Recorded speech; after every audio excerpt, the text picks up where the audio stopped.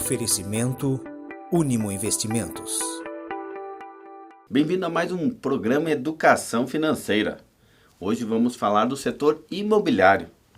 Você gosta aí do tijolo? Você gosta de investimentos imobiliários? Você quer sair do aluguel? Você quer fazer a coisa certa? Esse é um programa para você. Estou aqui com a doutora Vanessa Tavares Lois. Vanessa, seja bem-vinda, doutora Vanessa. Muito obrigada pelo convite, uma satisfação poder estar aqui e poder contribuir com o telespectador, com quem está nos ouvindo aí, dar algumas dicas, né? E como você falou, sair do aluguel ou ter o seu imóvel próprio, né? Cuidar desse setor imobiliário que é muito importante. A doutora Vanessa é advogada, empresária, ela é especialista no direito imobiliário, são 25 anos de experiência, ela é mestre na PUC Paraná, também é sócia da BCA Advogados e da REIT Desenvolvimento Imobiliário.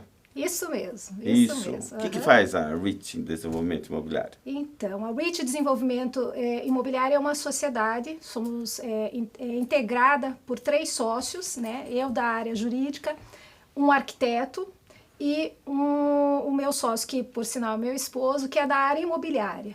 Nós fazemos o desenvolvimento imobiliário. Então, toda vez que você vê um terreno com o potencial de desenvolver um prédio, uma incorporação imobiliária, nós fazemos todo esse processo. Então, não vendemos somente o terreno, mas todo o processo que o incorporador faz, da pesquisa, para ver se há viabilidade de construir um empreendimento, de uma edificação, se aquilo vai ter um retorno financeiro. Então, todo este estudo prévio a gente faz e entrega isso para o incorporador. Ótimo, vocês estão vendo? Nesse setor imobiliário, seja você pequeno, médio ou grande, tem que ter um estudo, tem que ter um planejamento. Como a gente faz na nossa vida, né? A educação financeira fala assim, não gaste mais do que ganha, tenha um planejamento, veja se você vai conseguir comprar ou conseguir pagar, né? Que uma coisa é dar uma entrada, outra coisa é pagar as parcelas, por exemplo, de um financiamento imobiliário. Mas, doutora Vanessa, vamos lá. Vamos começar pelo primeiro caso, que é o aluguel. Né? As pessoas estão alugando, é um mercado que ele sempre existiu e sempre irá existir. Tem gente que acha que aluguel um dia vai acabar. Nunca, aluguel não vai acabar, né? Mas dentro do direito imobiliário, como é que funciona a relação entre o locatário e o locador? Então, até fazendo um pequeno parênteses no que você falou, de que o aluguel sempre vai existir, inclusive aí no efeito pós-pandemia, a gente tem um aumento e um crescimento das locações, justamente porque dentro do mercado imobiliário a gente vive uma realidade hoje em relação à dificuldade de se obter o financiamento dos imóveis, justamente pelo fato de que a taxa de juros está alta. Então, muita gente, quando quer comprar um imóvel, e necessariamente poucas pessoas têm a condição financeira de pagar à vista, ela vai ter que optar por um financiamento, e aí você encaixar valor das parcelas, taxa de juros altas, muitas pessoas acabam optando por continuar no aluguel. E aí, quando a gente fala da relação locador e locatário, eu diria que a primeira questão a ser observada é a necessidade de ser firmado um contrato por escrito. Ou seja, se você tem um imóvel e quer locar, para que você tenha uma segurança naquilo que vocês vão contratar, é necessário que você faça um contrato por escrito, a fim de que aquele combinado no início da relação contratual, quando tudo está bem, no momento em que tiver um problema, as partes tenham como recorrer àquilo que foi combinado e olhar, puxa, aqui ficou combinado assim, o prazo era de 1 ano, você está querendo quebrar antes. A regra do jogo está toda documentada e por escrito. Isso. Ou seja, o que é combinado não sai caro, é um ditado popular. Exatamente. Por exemplo, eu no papel como locatário, né, eu tenho que me preocupar com alguma coisa lá do contrato. Qual conselho você daria? O que eu tenho que tomar cuidado? Porque assim, tem os dois lados da moeda, né? Tem a pessoa que infelizmente quer ganhar mais do que deveria, né? E tem o outro que quer fugir, né, do seu dever. Olha, eu diria que esse é um cuidado que para ambas as partes. Primeiro ponto, você, enquanto locatário, observar o índice de atualização da correção monetária, o índice de reajuste da locação. Ótimo, pode ser 2 índices. Um dos dois, perdão. Isso, exatamente. O comum é o IGPM. E aí nós tivemos, até por conta da pandemia, em relação aos outros índices, um aumento significativo do IGPM, o que levou, inclusive, a muitas demandas judiciais. E aí essa distorção, né, fez com que a alocação aumentasse de uma maneira maior do que se previa. Porque assim, o não cuidado é isso, eu aluguei, mas assim, anualmente é corrigido. Exatamente. E se pega um índice de inflação como IGPM, aumentou muito. Ou seja, o que eu pagava antes é muito pouco perante assim, o reajuste, né? Ou o outro é o INPC? O NPC. Às vezes, então as partes são livres, né? A lei não impõe a utilização de um índice. O comum é o IGPM. Por conta da pandemia, as pessoas começaram a utilizar o NPC. Mas olha só como o histórico é interessante dos índices. Durante a pandemia, tivemos uma alta exagerada do IGPM e o NPC se manteve estável. E agora mudou. O NPC está um pouco maior. Então, assim, na verdade, quando a gente fala em índice de reajuste, nós não estamos falando em penalizar o locatário, mas o índice é uma correção monetária que visa tão somente manter o poder aquisitivo da moeda. Então tem que tomar cuidado e olhar esses índices a fim de que você pelo menos tenha ciência. Claro que lá na frente alguma coisa diferente pode acontecer, mas o importante é você olhar e dizer, não, esse é o índice que eu escolhi, eu fiz uma projeção, pode ser que algo saia, né, do normal, mas pelo menos eu fiz isso de uma forma consciente. Então, para quem está alugando, então, é observar o índice, só pode ser um índice, né, dentro desses dois, e a regra do jogo, dizer assim, ó, se pode animais, se não pode animais, se fizer alguma reforma, vai abater ou não no valor do aluguel. Isso tem que estar por escrito. Isso, exatamente. Então, vamos lá. Questão das benfeitorias, que você falou da reforma, né? Primeiro ponto, quando você entra no imóvel, você é locatário, quando você entra no imóvel e você tem um combinado com o locador, por exemplo, puxa, esse imóvel não está bem pintado, essa janela não está de acordo. Se você disser e combinar com ele, não, eu vou fazer isso e preciso que você faça o abatimento no aluguel. Então, o ideal é que isso seja combinado e seja por escrito para a segurança de ambas as partes. Porque, de um lado, o locador vai dizer, olha, você fez e eu já te dei o desconto, e o inquilino também vai dizer, olha, eu tive esse desconto por conta dessas benfeitorias que eu fiz. Uma outra coisa que também é importante observar é que normalmente nas cláusulas contratuais, nos contratos de locação, ele tem uma disposição dizendo que as benfeitorias, né, aquilo que o inquilino faz, e não esse combinado, mas aquilo que ele faz, por exemplo, ele quis colocar uma floreira, colocar algo diferente no imóvel, para o gosto dele, né, que não era uma benfeitoria necessária ou útil, que a gente chama, né, mas era algo para adornar o imóvel. Em direito, eu sei que a gente, advogado, fala às vezes difícil, né? São as benfeitorias voluptuárias que a gente chama, né?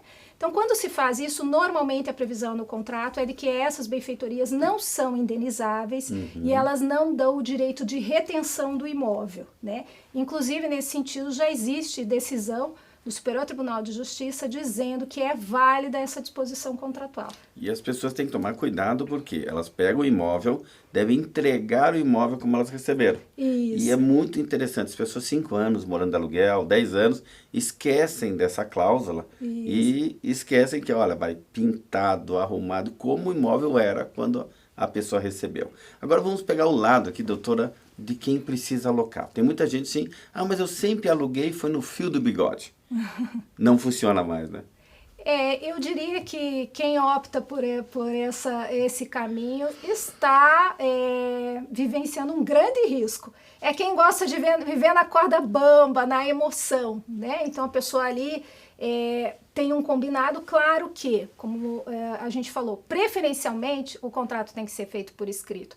Mas você que está alocando no fio do bigode, ainda que válida essa alocação, na verdade, o ideal, como a gente falou no começo, é que você faça o contrato por escrito. Então, justamente porque daí, se você tem no fio do bigode, esses problemas como vistoria de entrada, vistoria de saída, como é que pegou o imóvel no começo, como é que ficou, a questão de índice de atualização, você se perde. E aí bastou alguém discordar, como as partes não têm um contrato para recorrer, está instaurada a briga. Eu falei desse assunto porque, infelizmente, às vezes os pais vêm a falecer e passam para os filhos, né? Só que já tem aqueles inquilinos antigos, né? E ficou ali e as pessoas vão se acomodando, né, doutora? Ah, mas é que seu pai, sua mãe sempre me locou dessa maneira, então não precisa fazer contrato. Não, gente, precisa ter um contrato. É bom para as duas partes. É bom para as duas partes. Aliás, até deixa eu fazer um parênteses, a gente teve um caso bem interessante que recentemente saiu bastante nas mídias, de uma inquilina que locou um imóvel, ela locou, e ela fez uma série de reformas para deixar o imóvel do jeitinho dela, com a cara dela. E aí o proprietário pediu o imóvel e ela estava indignada com isso. Mas era um contrato de locação. Então, voltando àquilo que a gente estava falando das benfeitorias, ela não poderia ter feito aquilo, né? Ela estava correndo um risco ao fazer, né? Então, às vezes você chega lá, você está empolgado, coloca um armário melhor, que depois vai ser difícil para você retirar. Mexe numa parede. Coloca um box no banheiro. Então, todas essas benfeitorias que você está fazendo, pode ser que amanhã ou depois, quando o proprietário peça o imóvel, aí você não tem... Que ele pode pedir a qualquer momento.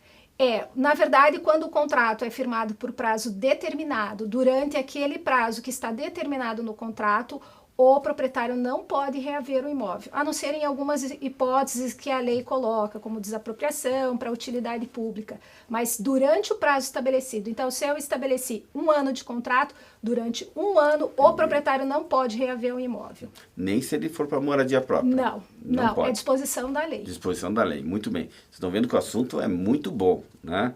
E agora a gente vai fazer o outro lado, doutora. Então, olha só, eu sempre recomendo as pessoas saírem do aluguel.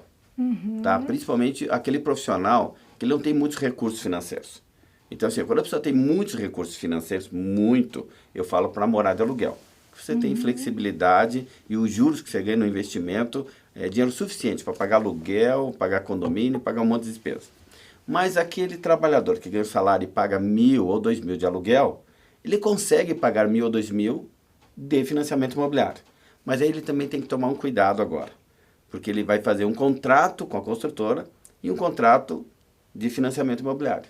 Isso, exatamente. E aí a gente vai para aquele que já tem um recurso financeiro e consegue sair do aluguel. Muitas vezes, a melhor opção é você adquirir o que a gente chama de um imóvel na planta, né? Porque, na verdade, o incorporador, quando ele lança um empreendimento, justamente por não estar ainda edificado, o preço do imóvel é mais acessível. Ele está se capitalizando com essas vendas, então o preço é mais acessível, né? Exatamente. O preço é menor.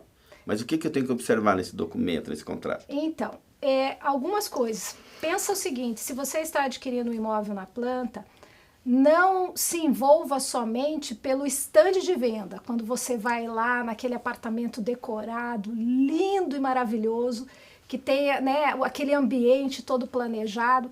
Então, não se envolva somente com isso, porque você precisa ter outros cuidados. Quais são? Primeiramente, e é um item básico, procure saber informações do incorporador. Por quê? Porque se a pessoa está vendendo um imóvel, um empreendimento que ela ainda não construiu, você precisa se certificar, se ela tem condição financeira de erguer aquele imóvel, com que dinheiro ela está captando para poder erguer aquele empreendimento. E qual é a qualidade de construção daquela construtora. Tomar esse cuidado para ver se está tudo legalizado pela prefeitura, né? Exatamente. O histórico dessa construtora, nós já tivemos uma Encol da vida. Isso. Né? Então, gente, o assunto aqui é vasto, é maravilhoso. Né? Estou aqui com a doutora Vanessa Tavares Lois, né? Ela é especialista nesse setor imobiliário e a gente está falando, então, desde o aluguel, agora a compra do imóvel financiado, né? E nós vamos falar também sobre investimento imobiliário, como entrar nessa esfera do investimento. Aqui na compra do imóvel financiado, a notícia boa que eu tenho é que daqui a pouco o governo vai mudar o valor de 8.000 para 12.000 do, digamos, Minha Casa Minha Vida. Isso para a classe média é uma maravilha, porque eu tive um caso de um cliente que eu estava atendendo, a renda dele, da esposa, deu 8.064. Por esses R$64, eles não conseguiram uma taxa em torno de 7%, quando a taxa está em 9,90%, porque o Minha Casa Minha Vida é uma taxa mais barata. E era um caso de uma família que eu estava falando o seguinte, eles já pagam R$2.500 de aluguel, então seria melhor pagar R$2.500 de prestação.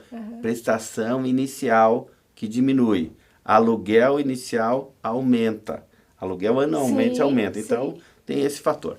Mas o assunto está muito bom. Assista agora os nossos conselhos da Unimo Investimentos, né? E veja aí no intervalo os nossos patrocinadores e recomende o programa para os seus amigos. Nós já voltamos a falar do setor imobiliário com a doutora Vanessa Tavares Luiz. Hoje eu quero falar sobre um tema crítico que afeta muitos brasileiros. É o risco de não investir. Quando você pensa em investimentos, provavelmente você pensa no medo e no risco de perder o seu dinheiro investido no mercado financeiro. Mas se você não investir, você já parou para pensar o que vai acontecer com você lá no seu futuro? Você pode comprometer a sua qualidade de vida e o poder de compra do seu dinheiro, por exemplo. Existe uma pesquisa chamada Raio-X do Investidor Ambima e essa pesquisa mostra que 80% dos brasileiros ainda não investem em produtos financeiros. São pessoas que não estão construindo o seu patrimônio para viver uma aposentadoria digna no futuro, por exemplo. Entre as pessoas que investem, essa mesma pesquisa mostra que a maioria das pessoas procuram investimentos de baixo risco, pelo medo de perder dinheiro, só que de baixo rendimento também. Um desses produtos é a poupança. E investir em poupança é colocar dificuldade de manter o seu poder de compra, porque a poupança, frequentemente, ela não rende nem acima da inflação. Entre as pessoas que investem, ainda tem uma estatística que diz que apenas 7% dos investidores brasileiros procuram algum tipo de ajuda especializada ao investir. Exatamente essa ajuda que uma assessoria de investimentos pode trazer, que vai te ajudar a melhorar a rentabilidade dos seus investimentos, mas também te ajudar a mitigar, a reduzir os riscos de investir. Se você quer ter uma vida tranquila no futuro, manter o seu padrão de vida, o poder de compra do seu dinheiro e acha que não pode depender exclusivamente do INSS na sua aposentadoria, comece a investir hoje mesmo. Procure ajuda, procure conhecimento e garanta um futuro tranquilo para você e para sua família. E lembre-se sempre disso, não investir é sim um risco e talvez o maior deles.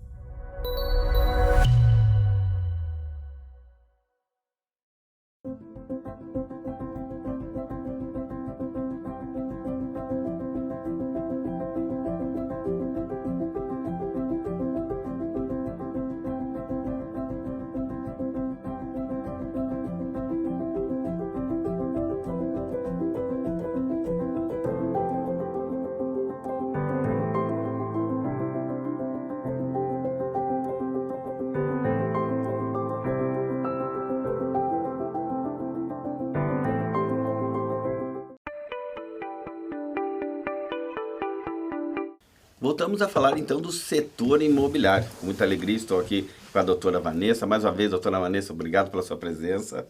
Olha, Altemir, eu que agradeço, primeiramente, o convite feito por você, que é especialista na área, e acho muito importante a gente falar sobre educação financeira e inserir dentro da educação a questão da área imobiliária, né? Até porque nós estamos falando não da compra de uma televisão, de um celular, é a compra de um imóvel, né? Então, assim, está colocando ali um compromisso financeiro de longo prazo e muito dinheiro. A gente está falando aqui, doutora Vanessa, que a gente pode comprar um imóvel, então, seja para construir, para a nossa moradia, ou eu posso comprá-lo como um investimento. Mas eu tenho que tomar um cuidado aqui. Né? Eu preciso, então, investigar a vida da incorporadora, da construtora. Isso, e temos aqui dicas valiosíssimas para você que está nos assistindo. Primeira questão, fica ligado, quando você adquire um imóvel, está interessado, principalmente esse imóvel, ele ainda não foi construído, é uma incorporação, a venda de um imóvel na planta, você precisa, além daquilo que eu já falei, de não só se envolver pelo estande de vendas, mas ir lá e verificar, ter informações sobre o incorporador, você precisa também verificar alguns documentos. Primeiro, se tem alvará de construção. Por quê? Porque aquilo que o incorporador está apresentando para você, ou aquele modelo de apartamento que está lá no estande de vendas, ele precisa ter uma autorização para a construção perante a prefeitura. E o segundo ponto, que é muito importante, que as pessoas normalmente não se atentam, é a necessidade do registro da incorporação. Vai adquirir um imóvel na planta, pede para o incorporador, eu quero ver a matrícula do imóvel. E dentro da matrícula do imóvel vai ter a informação do registro da incorporação. Ah, como é que eu pego? Ele não quer me fornecer. Que já fica suspeito se ele não quiser te fornecer a matrícula, né? Mas existe também formas, você tendo o número da matrícula, hoje tem como você consultar via sites até, disponibiliza essa informação, algumas certidões são até disponibilizadas em questões de horas, né? Se o cartório ou registro de imóveis estiver vinculado, então você pede lá, ele sai lá uma informação. E aí lá na matrícula vai dizer quem que é o proprietário daquele terreno, porque ainda é um terreno, e lá vai ter a informação, que é o que a gente chama do registro da incorporação, do que o incorporador vai construir ali. Então, é sua segurança. É muito importante esse documento. Porque, ó, como a gente tem que tomar cuidado, né, num contrato de aluguel, tem que tomar cuidado com a forma como a gente está comprando, porque quem está vendendo fez lá um stand bonito, tá tudo bacana. Mas se vê algo errado junto à prefeitura, né, alguma, digamos assim, a cota de construção, o espaço, vai dar problema, não vai sair o habite, é isso? Isso. Embora, ainda que no decorrer do processo possa ser regularizado, mas vamos assim dizer, como essa é uma determinação da lei, você ter o alvará de construção e você ter o registro da incorporação, inclusive, a lei diz o seguinte, que o incorporador só pode começar a vender as unidades depois que tiver o registro da incorporação, ou seja, está aprovado, vai constar as informações ali na matrícula. E se ele não fizer isso, saibam vocês que isso constitui uma contravenção penal, inclusive. Porque ocorre aqui dois problemas. Um, que pode ser o atraso na obra. Isso. Né? Então, olha, eu já quero sair do meu aluguel e ir para um apartamento, mas a obra atrasou. Isso. Vai demorar 6 meses ou mais. Isso. Que também deve estar previsto no contrato. Isso, né? exatamente. E o outro problema é o seguinte, tá bom, não teve esse atraso na obra, mas eu também não consigo entrar porque tem erros no processo, na documentação. Isso. Eu peguei, há um tempo atrás, tive um caso de um cliente de um empreendimento em Santa Catarina, em Florianópolis, que foi de fato entregue, está pronto, acabado. Mas não tinha uma série de problemas junto aos órgãos, prefeitura, registro de imóveis, de forma que, apesar das pessoas, né, terem acesso ali, a maioria é para veraneio, né, então, embora poderem ter acesso ao apartamento, não tem a documentação, não tem o registro de imóveis. E aí, se você quer vender esse imóvel, dificulta tudo, né, porque daí não consegue financiar, esse é um outro problema, né, não consegue financiar. Se o imóvel não está regularizado, as instituições financeiras não financiam. Não financia. A parte boa do financiar, pegando um gancho aqui, doutora Vanessa, é isso, porque olha só, se eu faço um financiamento junto à Caixa ou um outro banco, um engenheiro Isso. vai avaliar isso aí. E a própria instituição financeira vai avaliar também a documentação. Isso. Porque banco, gente, não entra em furada, não vai emprestar dinheiro Isso. numa incorporação, num investimento imobiliário que ele é de fachada. Isso, exatamente, exatamente. E aí, até na configuração, quando a gente fala em investimento, a gente tem as duas situações, né? Quando eu compro um imóvel ainda na planta, normalmente, enquanto não concluída a edificação, aquele que adquiriu vai pagar diretamente para o incorporador, vamos dizer assim, uma parcela de entrada que gira em torno de 20% a 30% do imóvel. E aí, quando o empreendimento está pronto e tem o habite, ele vai financiar. E aí, como você falou, neste momento, a instituição financeira vai verificar. Deixa eu até abrir um parênteses para colocar de uma forma tecnicamente correta. Com exceção, às vezes, quando você tem empreendimentos que são financiados desde o começo pelos bancos, esses empreendimentos daí a pessoa pode financiar desde o início. Como, por exemplo, Caixa, né? Quando você tem ali um financiamento via Caixa Econômica Federal, você já escritura direto o imóvel, porque quem está bancando, quem está colocando dinheiro para aquela construção é a própria Caixa. E aí isso gera uma segurança também. Quer dizer, se eu estou adquirindo um imóvel na planta que é financiado pela Caixa... E a Caixa está me liberando financiamento, Exato. É porque ela viu toda a documentação. Isso. E outra coisa importante, porque o que acontece? A Caixa, ela só vai liberar os recursos financeiros para a construção daquele empreendimento na medida em que ela vê que a obra está sendo edificada. Então, ela vai fazer uma medição e vai ver. Avançou, construiu, libera os recursos. Libera os recursos. E se tiver algum problema, normalmente esses empreendimentos são...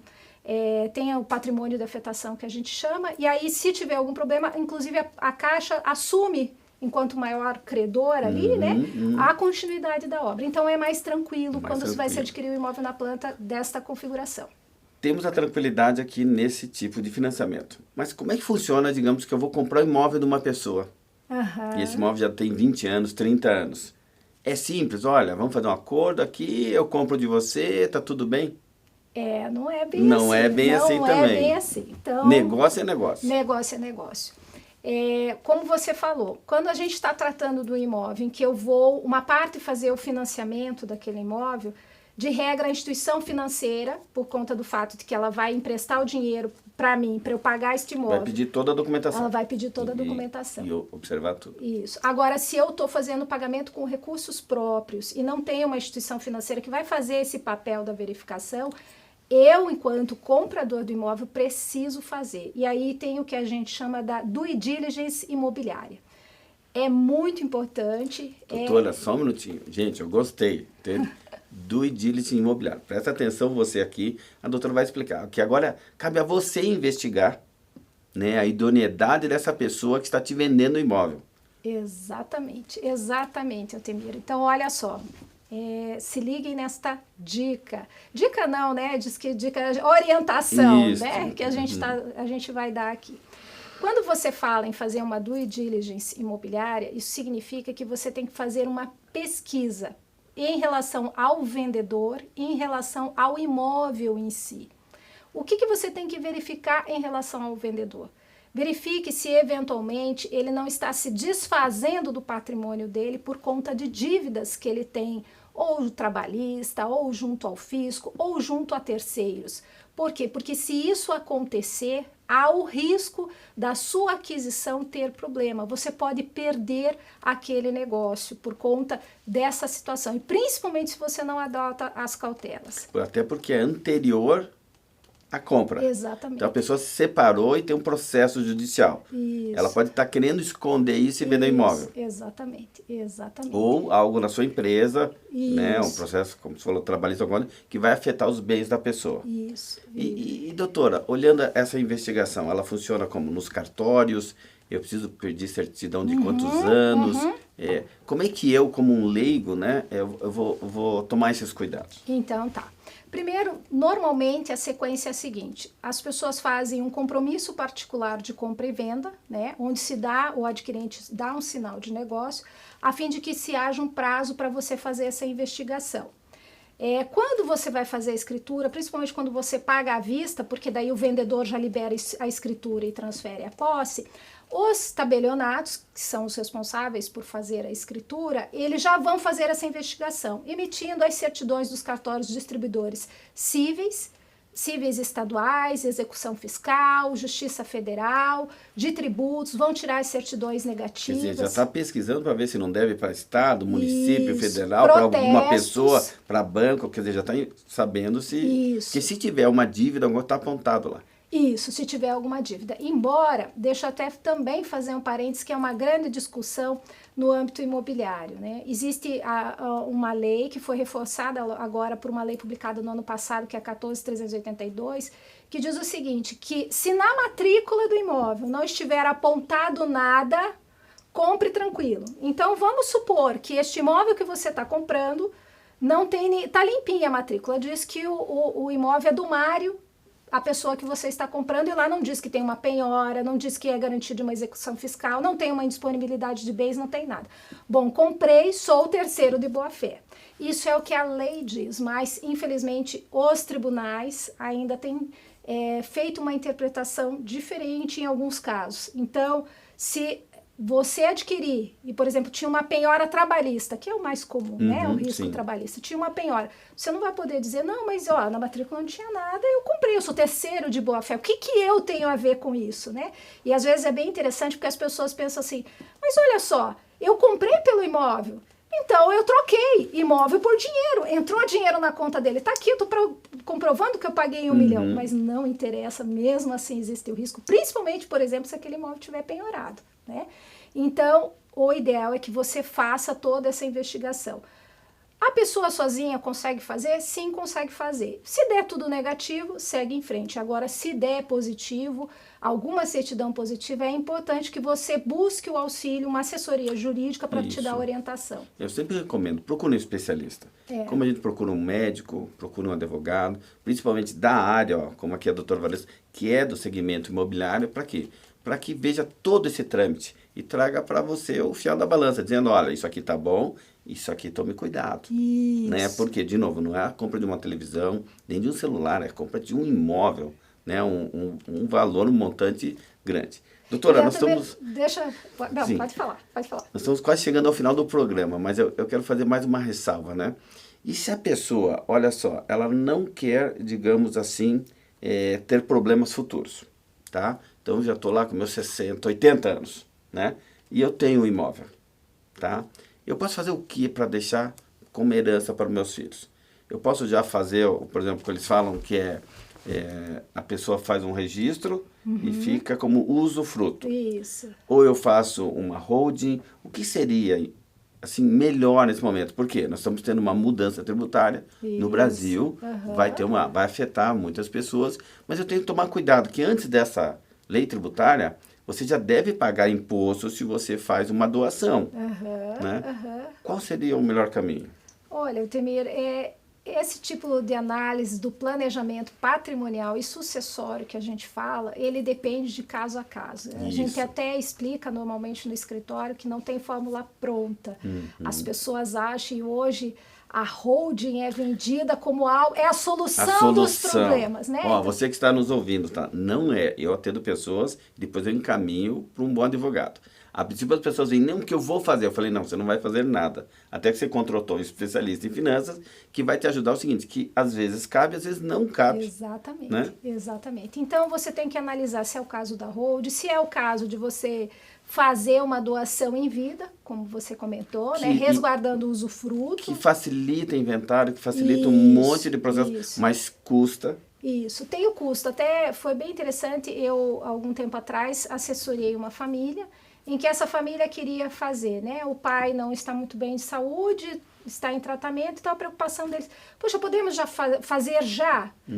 Só que daí, naquele caso, se a gente vai fazer a doação com reserva de usufruto, por exemplo, aqui no Paraná, o imposto ainda é 4%. A gente tem a reforma tributária, né, que pode chegar a um valor maior. Por isso, hoje, a recomendação é que as pessoas vão fazer essa verificação para evitar uma tributação maior no futuro. Mas, em relação a eles, por exemplo, eles teriam que pagar a tributação inicial do imposto da doação, com a reserva de usufruto recolhe só a metade e depois recolheria com a extinção do usufruto o restante. E aí eles falaram, puxa, mas a gente se dá bem, a gente pode fazer um inventário extrajudicial, por que eu vou gastar agora? Na situação deles, especificamente, chegaram à conclusão de que o melhor era deixar como está, né? Mas às vezes a gente tem N situações, às vezes você também tem a questão do planejamento patrimonial por conta de uma necessidade, quando eu estou falando de um empresário, quando tem muitos imóveis, né? Até porque quando a gente coloca na holding, tem o custo da holding, tem o custo tributário mensal da holding, então você tem que ver também se aquele patrimônio que você vai integralizar na holding, qual que é a finalidade, você quer alocar se ou não você quer... escolher o remédio certo com a dose errada, vai dar problema. Exatamente. Doutor, então esse assunto é muito interessante, acho que nós vamos voltar aqui um outro programa para falar sobre essa sucessão, que muita gente não se prepara, o brasileiro não se prepara. Um último conselho para os nossos ouvintes. Então, eu vou pegar a tua fala, né, no sentido de que quando a gente adquire um imóvel, não é a mesma coisa que quando você está adquirindo uma televisão. Não pode ser uma compra por impulso, né? E por mais custoso que aparentemente seja, busque o auxílio de um profissional, né? Não precisa ser eu, mas busque assessoria de um profissional para te dar as orientações. Seja quando a gente fala no contrato de locação, seja quando a gente fala no contrato na compra de um imóvel, porque este profissional vai te fornecer as informações e vai te dar a segurança jurídica, não para evitar qualquer problema, mas para principalmente mitigar riscos e trazer a mínima segurança jurídica necessária para a aquisição de um imóvel. Então, essa é a dica. A Bíblia nos ensina que nós temos que ter bons conselheiros. E quando eu falo bons conselheiros, é especialista naquilo que a pessoa faz. Ela entende daquele assunto, então ela estudou, se profissionalizou e vai evitar muitos problemas futuros, eu tenho certeza. Esse foi mais um programa Educação Financeira. Mais uma vez, muito obrigado pela sua presença, doutora Vanessa. Esclareceu muitos assuntos e gerou aqui um quero mais, né? Que bom. Vamos ver se a gente dá continuidade. Divulgue o nosso programa para os seus amigos, veja aí os nossos patrocinadores e não perca o próximo programa Educação Financeira. Que Deus abençoe sua vida, que Deus abençoe a sua família.